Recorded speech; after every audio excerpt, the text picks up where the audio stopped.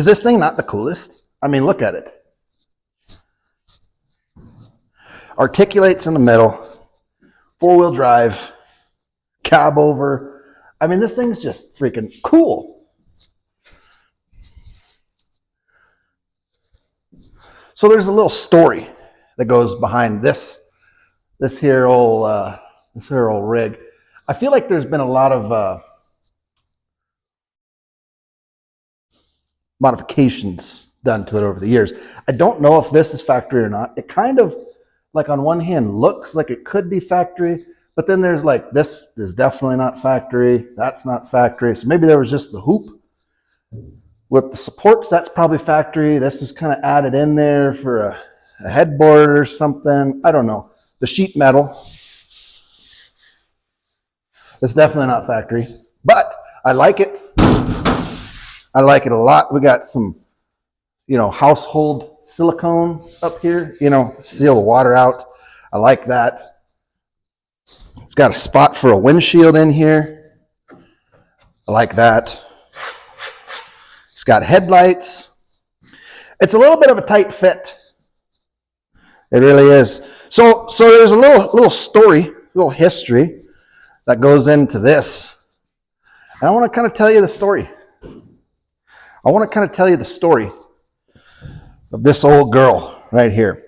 So I don't know where it started or how it started, but when I was young, I don't know, 8, 10, 7, 6, somewhere, grade school age, my little brother, Levi, and I, we'd always enjoy, it was our favorite to go to our grandpa's house, my dad's dad. He's actually the guy that I named the channel after, Wildman Wheels. It's a favorite, when we were kids, because he had literally a junkyard. As far as the eye could see, I think he had like 10 acres of just everything you could possibly imagine, just crammed into every little nook and cranny. And everything that he had, he acquired it for a purpose. He didn't just pick up stuff just to have stuff and just have junk. Everything he had, he's like, oh, I bought that so I could do this with it and rob the motor out of that and put it in this over here. He was constantly building stuff. And he was a fabricator by trade. That was what he did. He built racing wheels. He used to race sprint cars back in the day before they had the big wings on them. And he was a fabricator. That's what he did. He built stuff. He made stuff. And I kind of take a little bit after my grandpa because I also like to just build stuff and make stuff. But this was his. And it was one of those things that was just always kind of sitting in the back, back 40 somewhere. And I remember with Levi and me, whenever we go visit my grandpa, my dad would end up going into the shop and just chit-chatting with my grandpa for however long. And Levi and I, we would just roam the entire acreage out there, and we would just play with stuff and get cuts and probably tetanus and climb on stuff and just have a good old time. And there was this, and then there was the West Coaster. And I think you kind of see it in the video that I showed when I was getting it loaded up onto the trailer. The purple thing, the three-wheeled mail truck thing, the West Coaster. Well, as kids, Levi and I would play on these two things the most. These were our favorites because, well, this thing's cool. It's a cab over, four-wheel drive, articulating thing. You'd sit up there and turn it left and turn it right. And I loved the West Coaster. I thought that thing was just so cool. And so when my grandpa passed away in 2000, it's a while back, Levi and I inherited the PUG and the West Coaster. Levi got the PUG, I got the West Coaster. That was our inheritance from our grandpa. Well, as kids, we ended up getting it back to the house, and my dad decided, hey, we got to get the PUG running. We're gonna get after that. So we pulled the original engine out of it, and doing just a minute, 5 minutes worth of research online, I found out these things came from the factory with a 12 horse. I think it was a 12 horse Tecumseh, and that's what they came from the factory. And as far as I can remember, it probably had the factory engine in it. And my dad pulled that out and got this engine right here, which is a Briggs & Stratton. I think it's a 16 horse. Not 100% sure. I think it's a 16 horse horizontally opposed. It's not a V. It's a horizontally opposed 2-cylinder engine out of a generator. That'd have been a big old generator. But he got the engine out of the generator, pulled the original engine out of this, and he went through a lot of trouble finding the clutch to work with this engine. It does have a belt and pulley, like a snowmobile clutch type system, or the clutch you'd see on like your side-by-side, your Razor. Same concept here. So we went to a lot of trouble finding a clutch for this, and of course, generators generally have a tapered output shaft. The crankshaft's generally tapered. Ground that down into a straighter-ish shape and mounted a pulley on there and got it all hooked up and made it work. And I remember Levi and I drove this thing around all over the place when we were kids. Had a blast with it. And I can't for the life of me remember, why did we stop riding it around? I don't know. Maybe we just got maybe it broke. Maybe we got a little bit older and just life moved on. I don't know. But I do know this. Elk season's coming up, and I can't think of a cooler rig to go take elk hunting. This thing, I'm telling you, when you put it into 4 low, I mean, she's 4-wheel drive, locked differentials, and this thing, wherever you point it, it goes. It's no qualms. Also, when you put it in high, it's 2-wheel drive in high range, and then 4-wheel drive in low range, and then it has reverse. When you put it in high, it's just front-wheel drive. It's not rear-wheel that disengages the rear wheels, and this thing goes stupid fast. I do remember that about it.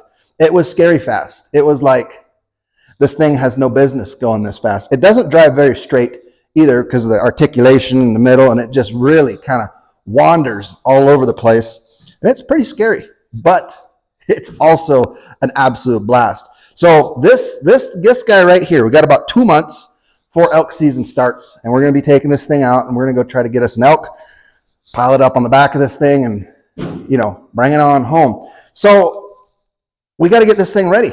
Now, my intention is I'm going to do a frame off restoration. I'm tearing this thing all the way down. We're pulling the fiberglass body off. We're going to make some fiberglass repairs on this. We're going to try to bring it back around and make it as nice as possible. Try to, restore the fiberglass as best we can. Get the brakes working, get the throttle working, get the steering linkage all squared away. There's a possibility that the reason why it just drives terrible is because there's a lot of slop, and okay, we can probably fix that. So cab's coming off, engine's coming out. I do want to try to just see, can we make this one run? Because that, why not? I think we might be able to make it run. We've got a big old car battery here. I got a battery in the Scout. Rip the battery out of the Scout real quick, throw it in here. Hook up the old Lone Wolf, 600 and something flammable, and just see if it makes noise. I don't know. The engine might be perfectly fine. Still has the air cleaner on it, so there's a good chance the innards aren't completely ruined. And it also had the little fiberglass hood, which mounts right here and covers the engine. That was sitting on it when I grabbed it. So that's, it's probably mostly fine. And then maybe we could find something else for this little engine right here. Maybe a go-kart. We could make a mean go-kart with a 16-horse cast iron block. I do know that engine's heavy. It is real heavy. So we got some work to do. So we're gonna just tear that. I'm gonna try to get this thing started. Let's just see if we can make some noise, and then I'm gonna vacuum out, get all the mouse poops and things out, and then we're gonna just start taking this thing completely apart. And we're not reusing much of anything. I mean, as far as the electrical and things like that. Levi said, "Hey, Austin, I want the PUG. I want it running." He just bought a bunch of land out in Texas, and he's got big plans for that. And he wants to have this be, the rig to cruise around the ranch. He wants to be able to do some groundskeeping with it, or take the trash out, or whatever. This vehicle right here has so much sentimental value to both Levi and to I throughout the years. This is never leaving the family. This is a family heirloom, and in 200 years, you're going to find the Wildmans, and there's going to be one of us out there driving it around. It's a family heirloom. And so we decided we're going to spare no expense. We're not just going to see if we can get it running and just kind of cobble around. Nope. We're bringing this thing back from the dead, and we're going to go all out on it. So I don't know if you can see. You can't. I got brand new tires. I got a brand new engine. I've got all kinds of, the shopping cart, the Amazon shopping cart was just massive. And I just ordered it all. And we got all kinds of stuff coming. We got big ideas, little ideas. I don't know. We're going to try to put Bluetooth, we're going to so you hook up your phone to it. Listen to boom booms while you're cruising around. Maybe make some little half doors for it. Keep the mud off the slacks. I don't know. We're gonna go all out. I'm thinking about putting a Lexan windshield in there. Maybe one that kind of, swings open. And we're going to go all out. Maybe KC lights. I don't know. We're going all out. But this thing's coming straight down to the bare frame. Just getting sanded, just getting painted. We're going to go through the axles. We're going to get those fixed up, reseal them, clean them up. Probably not dig into them too deep. I don't know. Maybe look at them. Replace any bearings, seals, mounts, anything that's just not at 100%. We're going through it. This is a restoration. Top to bottom restoration. Now, I do have to say, I did order some tires. And I looked at the side of the tires and I said, what size are you? And then I went online and ordered some. Just the cheapest ones I could possibly get my hands on, which actually, they really weren't that bad. I was kind of surprised. I think I ended up paying about $60 a piece for these. Yeah, look at there. Oh, you can't see it. I think I ended up paying about $60 a piece for these bad boys, but check them big old. What do my dad always say? The super gumbo monster mutters. Yeah. Apparently that was a thing back in the 80s. But we got some big old fat nasties.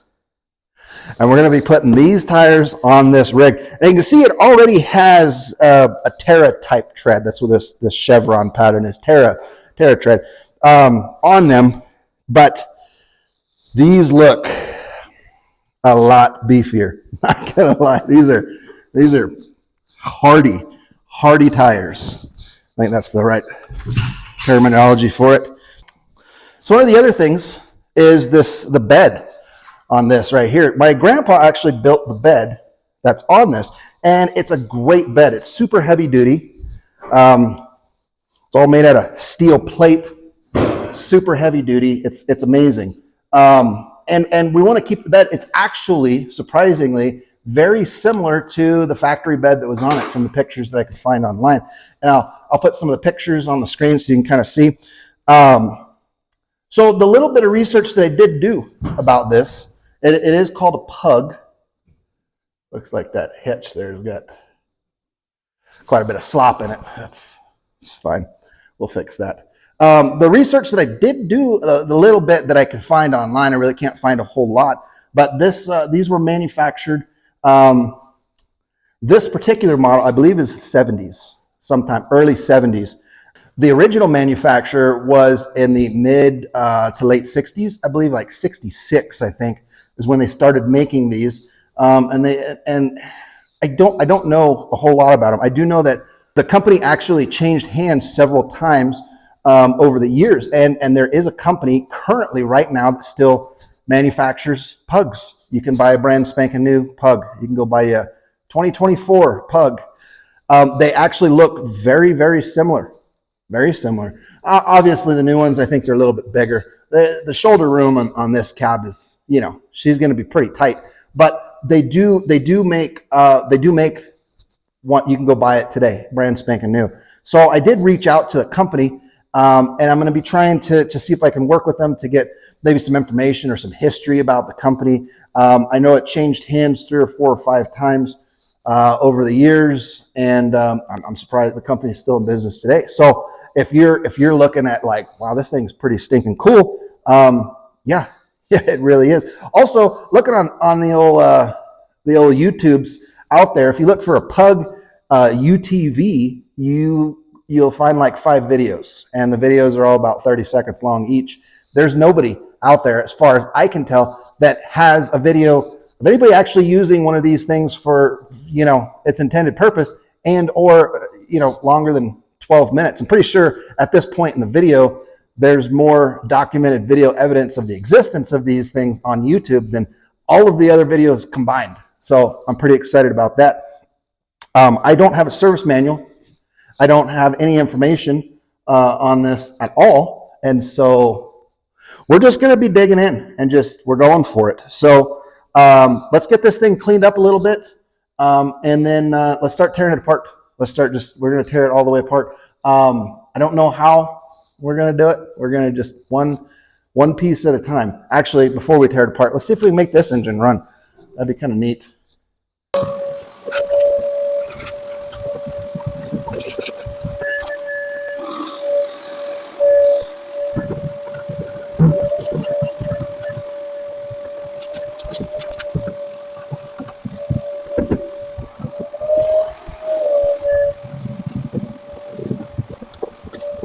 All right.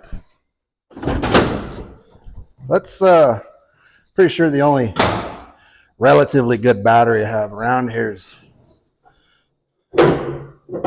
this guy, and it's only because I make sure to take the battery cables off once every 4 years when I drive it. I'm really hoping that oh yeah, I didn't bring any tools.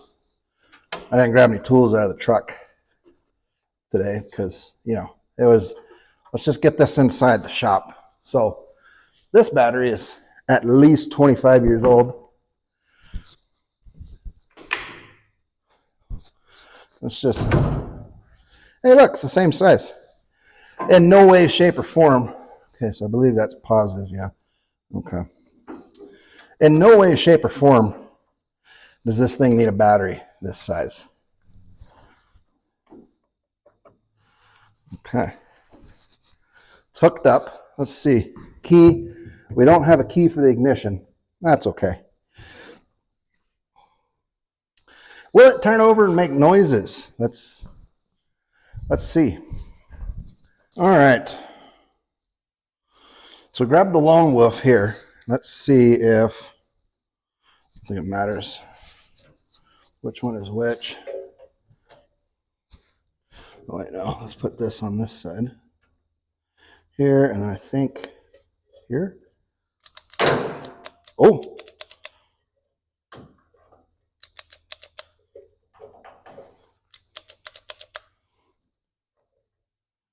I heard starter noises for a second.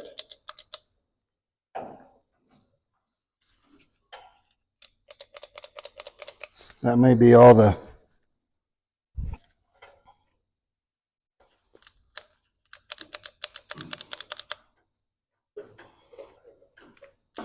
So if you're ever wondering, how do you hook up a lone wolf? So it's just an on-off switch is all it is. So it doesn't matter which wire you use, and that's why they're both black.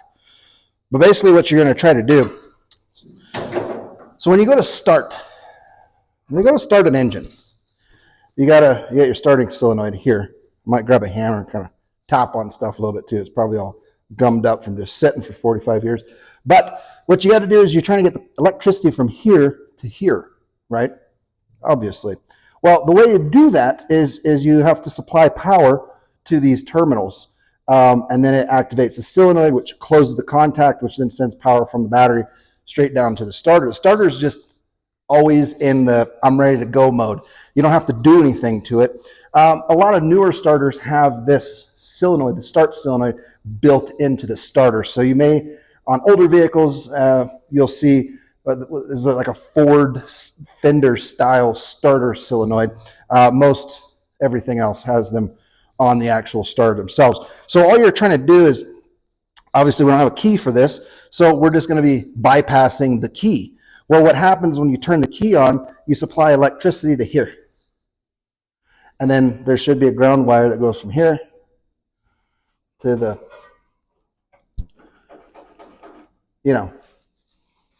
so you can, that could also be part of it too. We might need to add a ground wire to this. I don't know. Let's try this one more time. I could also go grab my voltmeter and check to see if we even have power.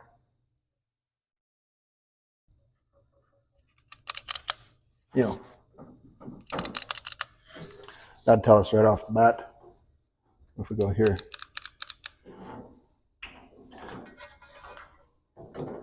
Now you could go straight to the battery, but obviously my leads probably aren't going to be long enough to reach that far. So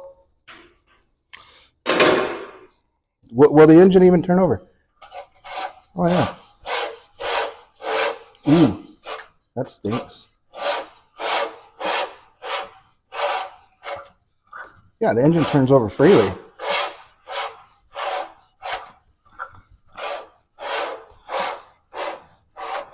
There's absolutely no reason. Obviously, this is rattling on all kinds of stuff, make a lot of noise. There's absolutely no reason why this engine can't run. It's we just have to mess around with it a little bit and figure out, get power to the power places, and then it would probably run. But like I said before, really not that overly concerned about using this engine. We are going to be using a brand new engine because we're all new stuff. We're starting with new stuff. I don't know. I really do want to put new tires on first, but I kind of want to just tear the thing down and get it up on the stands also first. Where do I even start? I don't know. Getting this pug all tore down kind of reminds me of one of my favorite Bible verses, Isaiah 53, 4-6. Surely he took up our pain and bore our suffering, yet we considered him punished by God, stricken by him and afflicted. But he was pierced for our transgressions, he was crushed for our iniquities. The punishment that brought us peace was on him, and by his wounds we are healed. We all, like sheep, have gone astray. Each of us has turned to our own way, and the Lord has laid on him the iniquity of us all.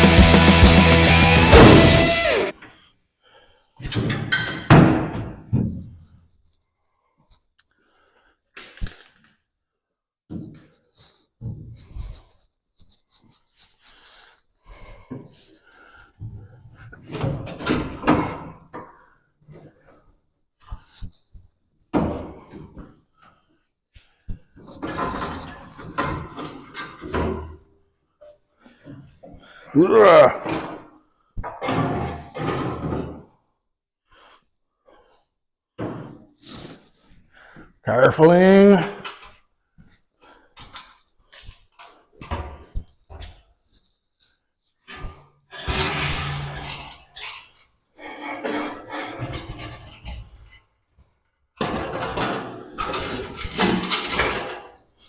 Okay. We're making progress. One nut and bolt at a time.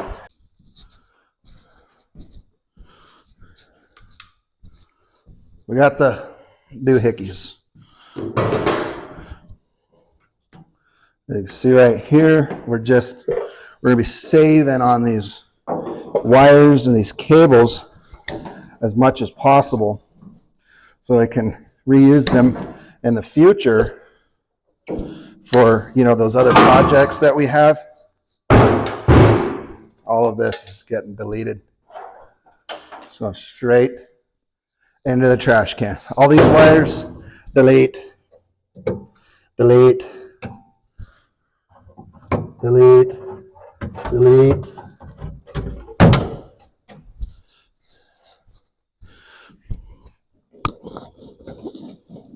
Delete, delete. Okay, perfect. That's all. That's like all of the wires on the entire machine. It's perfect. Delete.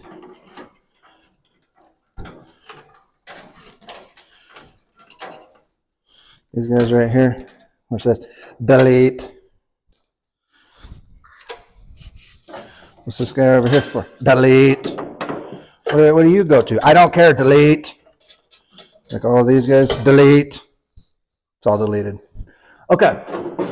Let's get this front clip off. It should be like from here. Should all come off as one piece. I think. I don't know. Never taken one of these apart before. You taken one apart before? Because I would love your assistance right about now. 7/16.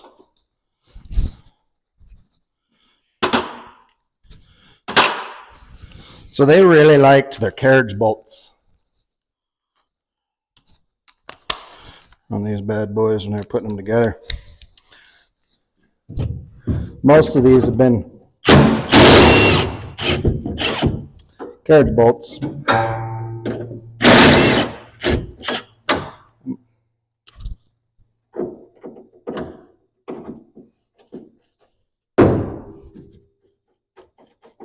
Yep, that's kind of what I expected.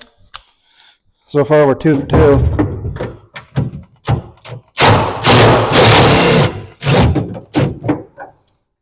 Let's make that 3 for 3. We're gonna have to grind all these out. Carriage bolts works great, you know, when it's brand new and it kind of.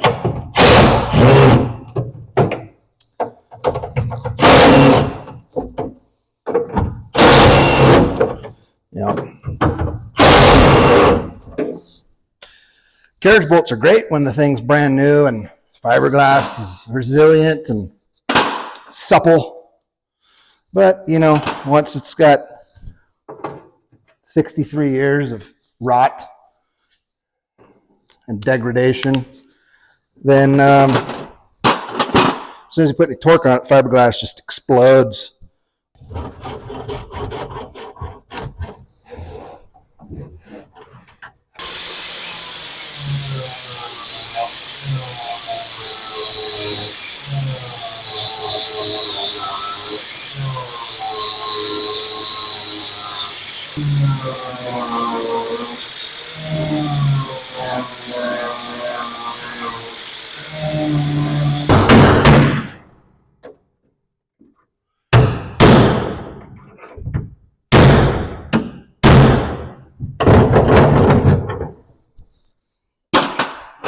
Carefuling.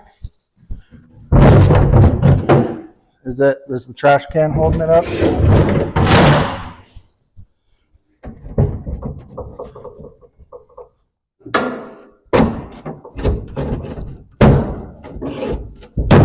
There she goes. Okay. I think we're ready to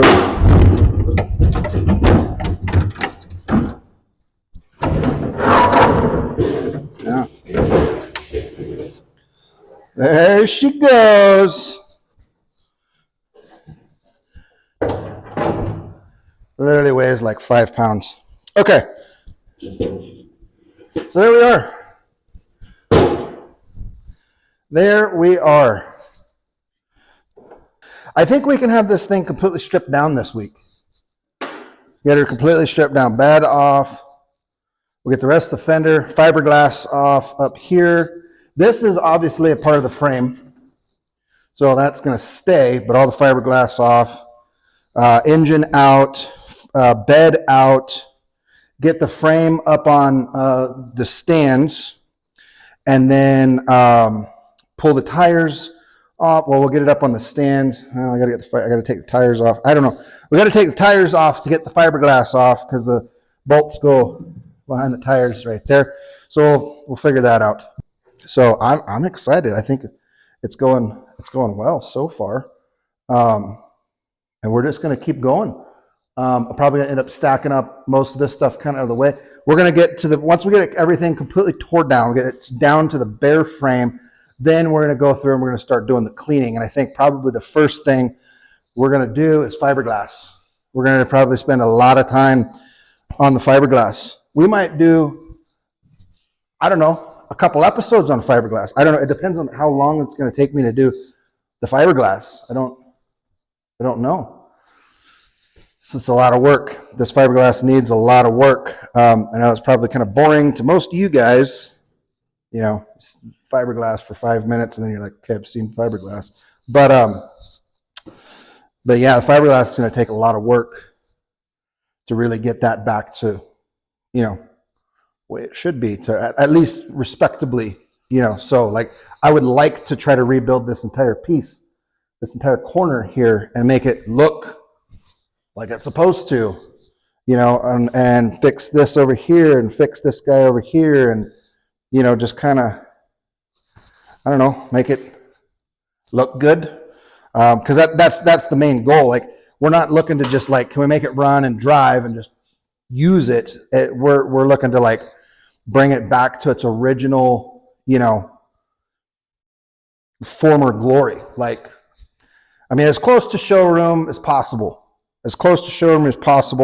and it upgrade it with some modern conveniences and modern, you know, creature comforts, you know, windshield, maybe some half doors, like, you know, stuff like that. Like, we're going all out on this thing. So, yeah, absolutely. All right. Well, it's after 9. It's getting late. I gotta get ready, you know, have some dinner and get ready for work in the morning. But I think we made some really good progress on the PUG here. I'm really excited about the progress we did make. I feel like we got a lot of, you know, it's a little fiddly when you're taking off the fiberglass pieces. There's 497 bolts, and then everything was a carriage bolt, and they all decided they didn't want to, you know, cooperate, so you had to grind them off, and said, you know, you saw everything that was going on. So it's a little tedious, but I think tomorrow when we get this fiberglass off and we get the engine out, then and the bed off, and then we're going to just start blowing and going. The rest of this will come apart real quick. I'm kind of half tempted to just you know, take it down and let somebody else do the tires. You know, I don't know. We'll see what happens. But maybe I'll just buy some tire spoons and, you know, set the camera at an angle where you can actually see what I'm doing, and then you can watch me struggle and fight to get the tires changed out. But irregardless, we're doing good. We're making lots of progress. This thing is actually very simple. There's really not a lot to it. It's got a trans axle up here in the front, and then it's got an axle in the back. And then it's got an engine with a belt drive. That's pretty much about it. It's pretty simple. So it's it's not that bad. The fiberglass is a little tedious. There's a lot of nuts and bolts and all this stuff just kind of, you know, anchored together to hold it all together. The windshield frame, man, that thing it's plastic. It's not fiberglass. It's plastic, and that thing is in rough condition. And I don't know, you know, how can we not have the windshield frame and make it look respectable, I think is what I'm going to try to do. That's the route I'm going to try to go. How can I put this back together without the windshield frame? Because it's so broken and cracked and just falling apart. There's no way to fix it. It's so, and the plastic's so old, I can't go in there and, like, you know, plastic weld to try to, you know, it's not going to hold up for the next 50 years. It's not going to hold up for the next 6 months. So we're going to have to figure out something else, which kind of sucks because it is a molded piece of plastic that kind of, you know, fits onto the front there. we're gonna have to make stuff. Is what I'm trying to say. We're gonna have to make stuff. There's stuff you can't buy stuff. You got to make it. And I don't know how to make it, but we're gonna figure it out together. And that's part of it. It's you know. Okay, we're back. Day 2. We're just gonna keep tearing down. So today, I would really like to get the bed off.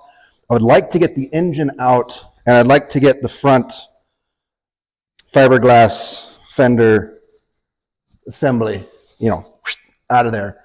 And then maybe, just maybe, get it up on stands. That might be asking too much. I don't know. We're just gonna keep going. If I make a list, I'm like, oh, we're gonna do this and this and this, then like half of it's not gonna happen. If we just go, just stop talking and make things happen. So let's. I kind of want to start with the engine. Just pull the engine out first. All right. Let's pull this 7/16. Yup.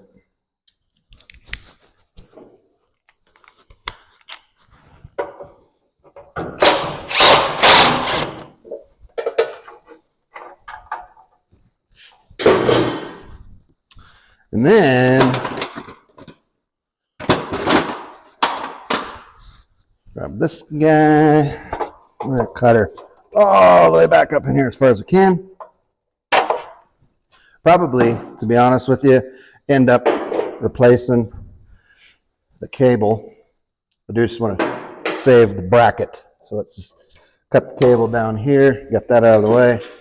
I don't know if I'm going to need the bracket. It actually looks like a bracket somebody would use to Stanley. Yeah, it's a bracket you'd use to like make a shelf or something. That's awesome. Okay, I like the ingenuity. I like it. All right, let's. What we gotta do is get this engine out of here. Yep, those are gonna be a little bit tight. What about this guy? This is. Are you bolted on? You are. We can get you out of the way too. A square-headed bolt. That's not factory. I don't think the battery box is probably factory. It probably is.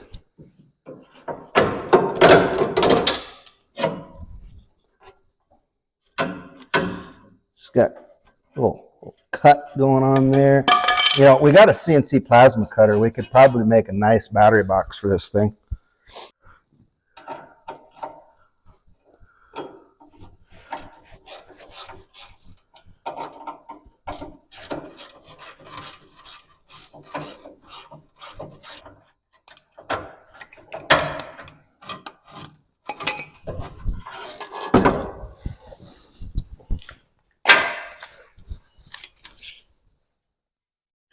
Well, that thing's definitely seen better days. Looks like it's just a homemade jobber, some angle iron, little strap. That's interesting. Really hoping this rust right here is just surface. Probably is. You know what? Nope, that's probably where the battery boiled over and just great. Man, this thing is just making a mess. Okay, what we got going on here? 9/16? Nope, 1/2 inch.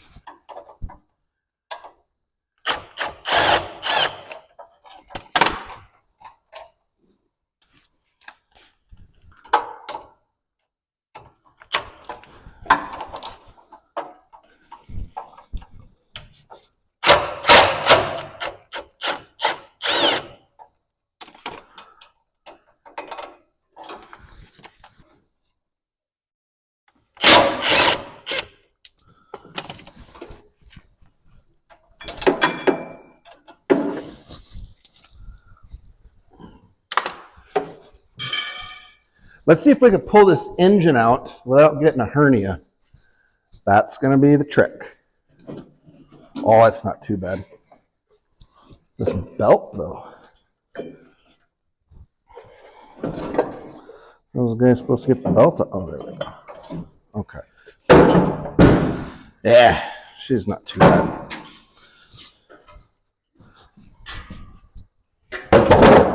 Perfect. Look at that. I wonder if that's why I wasn't wanting to start. Now this belt here, I don't know if you could actually take it out. I mean, it could.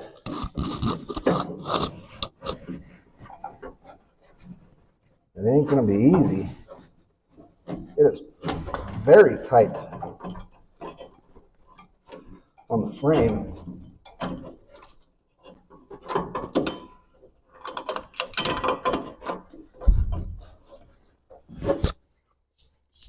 Having a bunch of,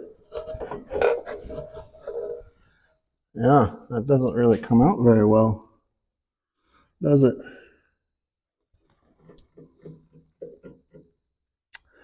You know what we might end up doing in the future is notching the frame out right there a little bit, reinforcing it, but then notching it out just to give it, give you enough room so you could slide a belt in there pretty easy. Not that I would anticipate, needing to change the belt frequently. It's going to be low horsepower, So let's pull this, let's get this front fender off.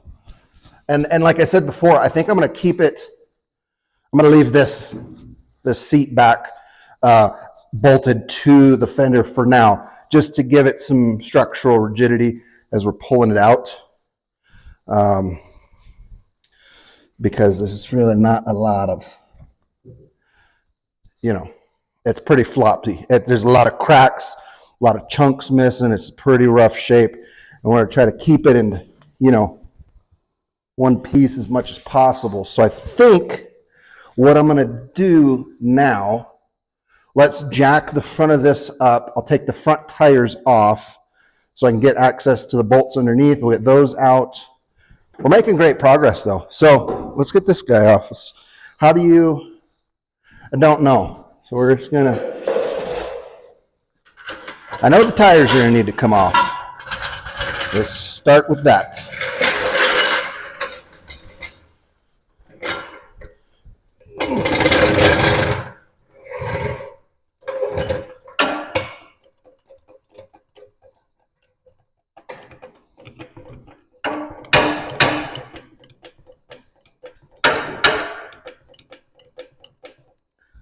So with it having the articulation there in the middle, it's just going to be a little weeble wobbly on the jack, because it can go whichever way it wants.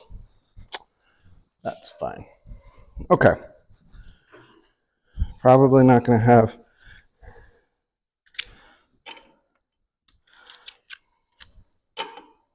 They are 3/4, but hopefully I can fit my impact in there.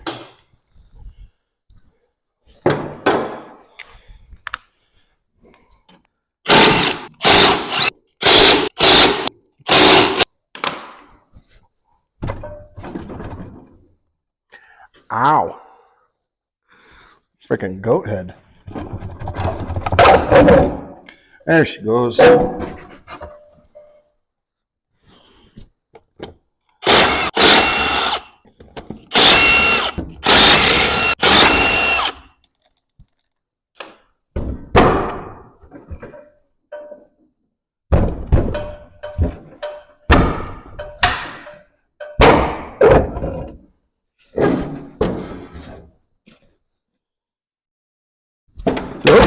Whoop. Yeah. Could have saw that coming.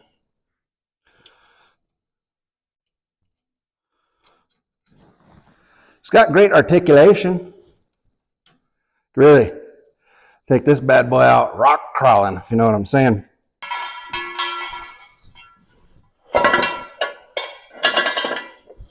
Straighter-ish. maybe.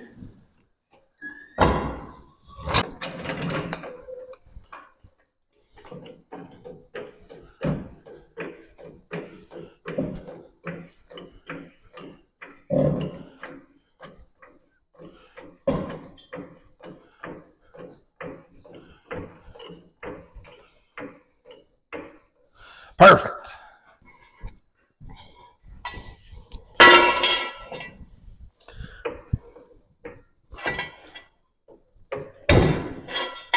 That should be roughly symmetrical with the other side. All right. Probably should put it on stands before we took the tires off, but hindsight being, 50-50. Next time. There's so much dirt and debris that's coming off of this thing. I mean, goodness gracious.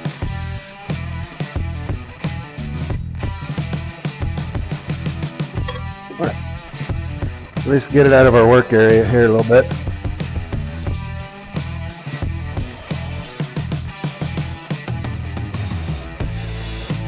Just get them soaking now. I do have to say the Super Slick stuff does smell pretty good. It's got like a citrusy, orangey smell to it.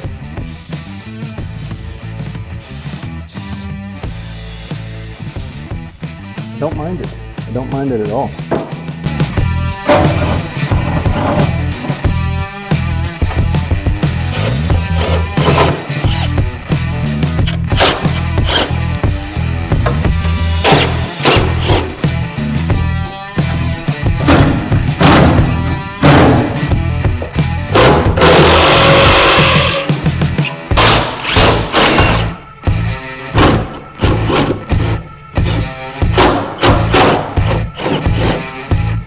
Okay, I think we just have one more. We got those out.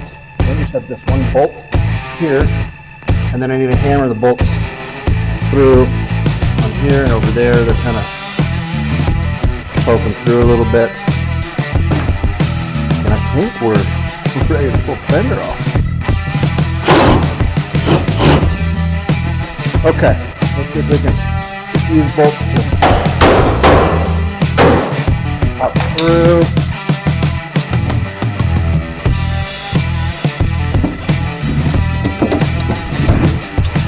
Okay, up through. I think we're just got one over here. Oh, going on the Super Slick stuff.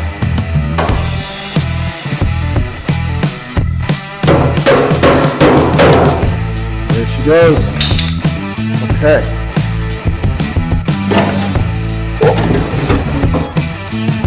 There she is. There she is, fellers. All right, we're down to the bare frame now. Let's get the,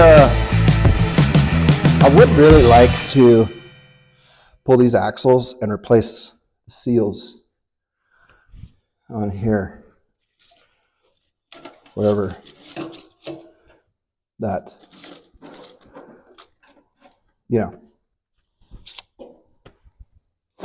I think that'd be beneficial. Just because, they're not leaking right now, but that's probably because there isn't any oil left in there. Let's be honest. There's so many pine cones. How do pine cones get down in here? Probably the squirrels. Man, we have got just parts and pieces just spread all over the shop. That's good though. It's good. It means we're rocking and rolling.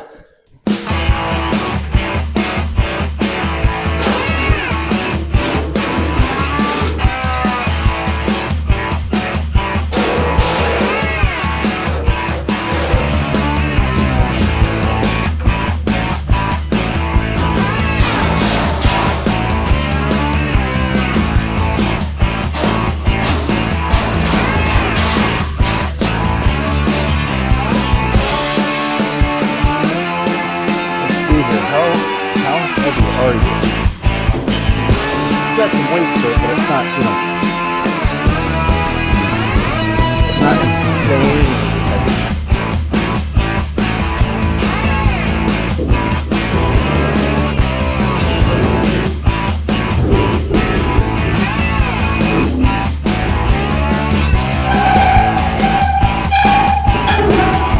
If I had to guess, 200 pounds,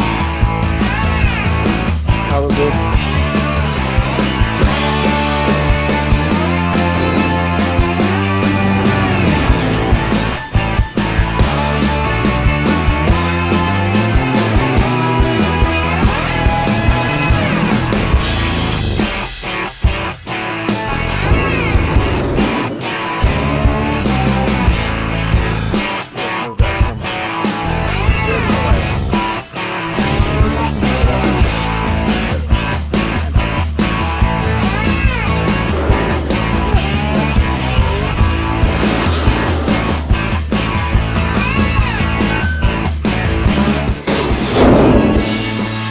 I'm sure it's going to fall over first time you bump into it. But let's take a look at this thing. See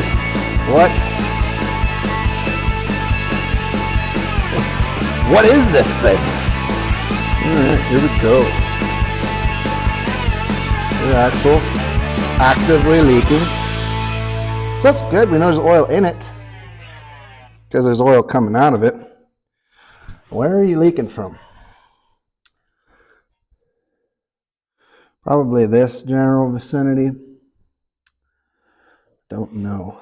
But there's your drive shaft there. We got a little carrier bearing here. Looks like we got a little torque tube action going on here. We got a bearing here, a bearing here. Got another U-joint here.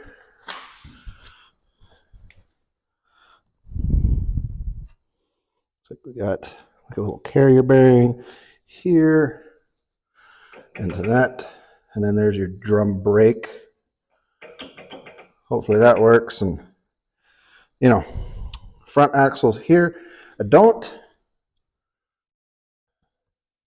There's a lot of crud built up down here.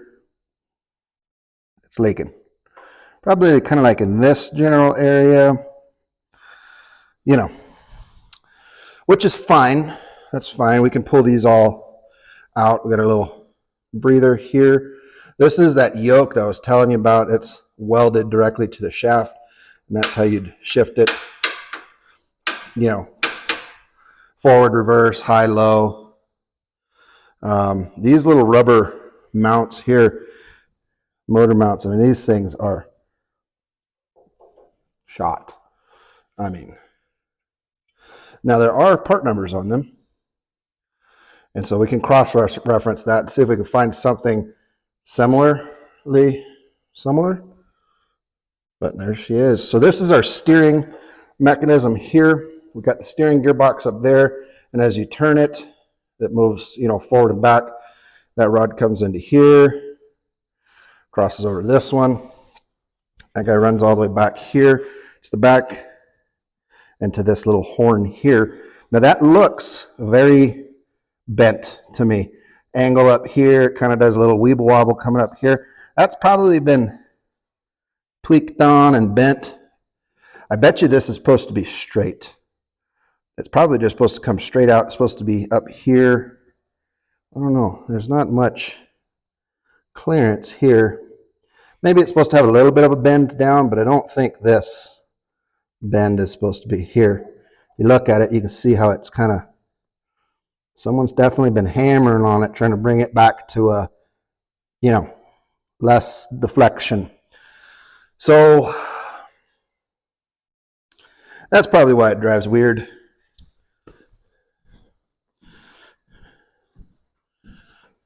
Here's the other side. This, I do remember back in the day, this little diamond plate piece here, on the original engine, the exhaust came down to here, and there was a muffler inside of here, and so the exhaust came into the muffler and then out. So this is kind of like a little heat shield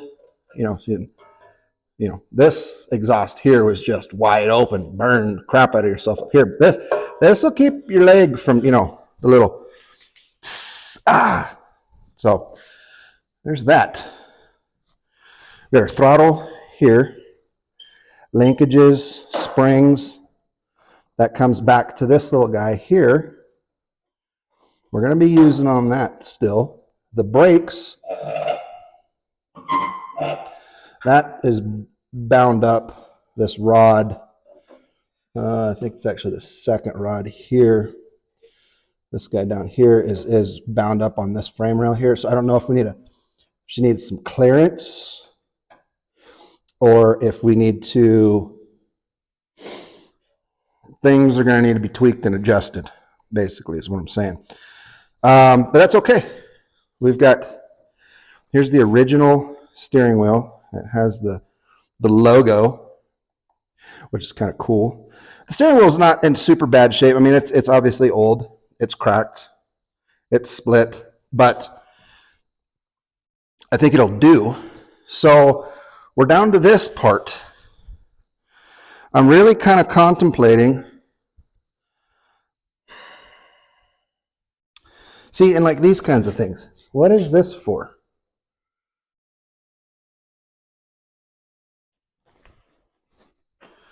What are these for? It obviously pens something right there, but is it like some kind of drag link, or is it, what they did have, I do remember seeing a video or picture. They had a push blade attachment that you could put on these. I bet you the push arms came back to here, pinned on here going forward. And I wonder if these little guys right here weren't guides for that push arm when the push arm came up to center it. But then I don't know, what is this? I don't know. I mean, it's not going to hurt anything. Leave it there. This guy's bent. This is your guard. I'm going to be adding several more tubes to this to kind of beef this up a little bit, because the fiberglass, I think I remember mentioning this yesterday, this fiberglass nose here, there's nothing protecting that. And all it would take is just a nice afternoon out in the woods, a tree stump or big rock to just ruin the fiberglass entirely. So I'm going to be putting like a 1/4-inch plate aluminum on the underneath side of this guy here. So I'm going to add a few more bars onto this to kind of reinforce this a little bit more, but then that way I can mount the aluminum to it and have it mounted in a lot more places, give it a little more rigidity. So if you hit something, you'll be like, oh, I hit something, back up, go around, and then if you mess up the aluminum plate, well, you can take that off and put a new one on. That, you mess that up, you could take it off, but we can't put a new one on. I'm going to try to fix that the best I can, but okay, well, where do we even go from here? I say let's try to get this thing up on the stands. Let's try to get this thing up on the stands, and then that way we can drop the axles out of it, and then we can take the rear tires off. See about getting this U-joint off of here. Get that off, get the axle dropped. We can pressure wash this, get this all cleaned up. We'll take it apart. We'll see where it's leaking, get that fixed, get that resealed. It's probably just going to be RTV, rebuild. I really would like to find axle seals, and this is all going to be flange gaskets here, here, here. There's going to be a lip seal here. We're going to replace that. Flange gasket there, flange gasket on top, flange gasket there, flange gasket. That's going to be all flange gaskets. Those, we can make those. We can get some gasket material and cut those out ourselves. I would like to replace the wheel lip seals, that lip seal, and then probably all the gaskets. And just take a look at the gears inside and see how everything's doing. Clean it all up real well. Make it look nice, and then, put it back together. Replace the U-joints, all the U-joints, however many we got. This guy up here, this is transmission and axle all built into one. So that's going to be pretty exciting. It also has reverse. So there's going to be a lot of gears and things going on inside of there. I don't need to like split it and take it apart if it's working. You know what I'm saying? But I would like to at least replace seals. And I may have to take it apart. I may have to just completely disassemble it in order to. These guys I shouldn't. I should be able to pull the axle shafts out. You can see the nut right there. Should be able to pop the nut, pull the axle. Then this hub should come off, and I should be able to pull the axle shaft out. Maybe not. Might have to split the case. There might be a snap ring on the back side of the differential bevel gear there to take that off to get the axle shaft to slide out. So you can get the lip seal out. I don't know. We probably will take those completely apart. But the big thing is I want to make sure this bearing right here, this is what supports all of the weight of it. And this has got some play in it. You know, some clunky. You can see a lot of movement in this bearing here. But this probably has, if nothing else, at least a bronze or a brass bushing that's inside of there. And so we can take that out and put a new bronze bushing in there, clean up the drive shaft, clean up this tube here that's going to be supporting the weight of this. And tighten her back up. We got to bring it back around. Is what I'm saying. I'm trying to put this thing like back to its former glory, not just hey, can we make it run? So once that's all kind of squared away, I think pressure wash. We'll take the frame outside. I'm going to leave a lot of the components in here that I don't need to take out.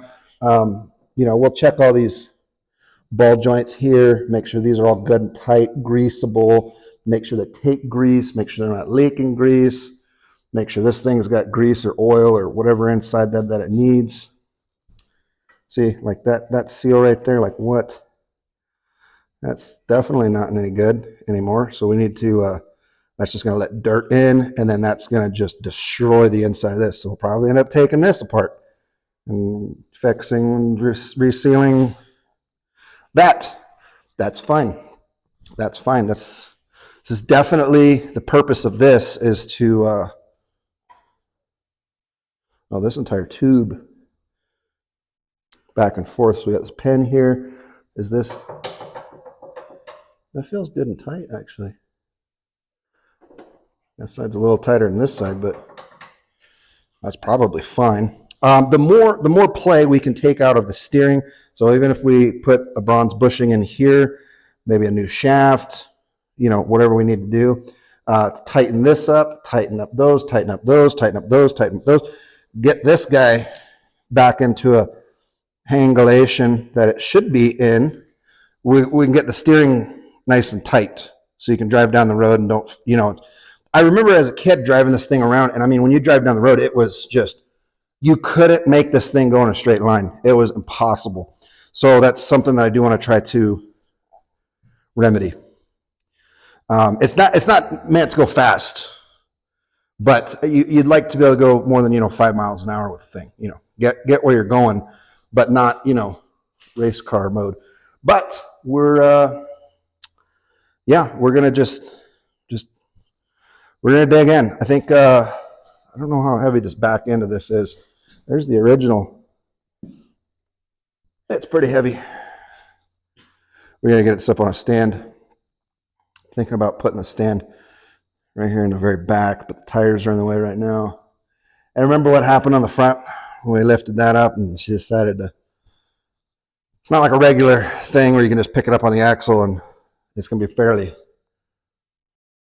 stable. Not this guy. So let me figure out how to get this picked up and get it on a stand. I'll probably put a stand up here in the front, right there, until we get the tires off, axle off, and we can kind of shift the stand back a little bit. But it is going to be, it's going to be a little janky because stand in the front, stand in the back, it should kind of hold, but it's going to be real weeble wobbly. So we'll probably end up using a couple of these jack stands and some cribbing to kind of hold the middle. I don't know. We're just gonna go for it. Okay, so amateur hour mistake number 143. I deleted the last little bit of the video that, getting it up on the stands, get the tires off and whatnot. It was not the computer's fault. That was my fault. I deleted it. I watched myself delete it, and then I said, "Oh, I wasn't supposed to delete that." So, what I did do here in the end is I welded a couple bars in here from the rear frame to the hitch to keep the thing from weeble wobbling, especially while it's up here on two stands. And I got the tire off. It wasn't much. You really didn't miss much. I cut this bar in half, welded it on there, took the tires off, put it on stands. That's all you missed. But yeah, so I think we're gonna go ahead and just end it there. The video is already, gonna be really long. So yeah, so next week, we're gonna get the axles out, transaxle up here, the axle back there, get them cleaned off, and then start digging into those, because I have parts to, get it going. I got the fiberglass coming, and I've got, things, but getting down to like these specialty components, I don't have any of those parts yet. I don't know what parts I need. So I need to get these torn down as quickly as possible so I can get seals ordered and U-joints ordered and things like that, because that may be also these hitch bearings. Probably just going to have to make something, because I have no idea if that's even a thing or if I can get something similar, close to it. I don't know. We might have to build something from scratch, which is fine too. But something. We're going to have to something. So I need to get this stuff torn down as quickly as possible and spend a day trying to figure out if we can find parts, similarly enough made parts that we can make this happen. So yeah, I'm really excited about this project. We've got a lot of work to do still, but it's only the beginning of October. I guess it's halfway through October. But we got about 6 weeks. So fingers crossed we have this bad boy back together in 6 weeks. I think we'll be fine. Nothing too critical. I think more or less just cleaning, fixing the hitch, and then paint, and it starts going back together, and we'll make that happen. It'll be great. It'll be fun. It'll be awesome. And it doesn't have to be completely finished, to the way Levi and I have envisioned before we go elk hunting. We can just put it back together, basically, obviously painted and cleaned up. But we can just put it back together, put the new engine in it, put the new tires on it, take it elk hunting, and then, basically that'd be kind of like, a test run, make sure we got all the parts back together. Got the axles sealed up, got new motor mounts, the engine's running well. We don't need to make adjustments to that. It might need a different muffler on it. It might be crazy loud or something. I don't know. But we'll be able to basically give it like a test run. And then once we get back from the elk hunt, then we can, make more changes, adjustments, upgrades, whatever the case may be. So that's kind of where we're at with this. You really didn't miss much. All right, that's going to do it for tonight. Thanks for stopping by. Thanks for watching. Please don't forget to like, comment, and subscribe. You don't want to miss any more of these. We got more coming up. If you're not subscribed, you're not going to know when I post a video. Just there, I said it. So have yourselves a wonderful evening, and I'll see you next week.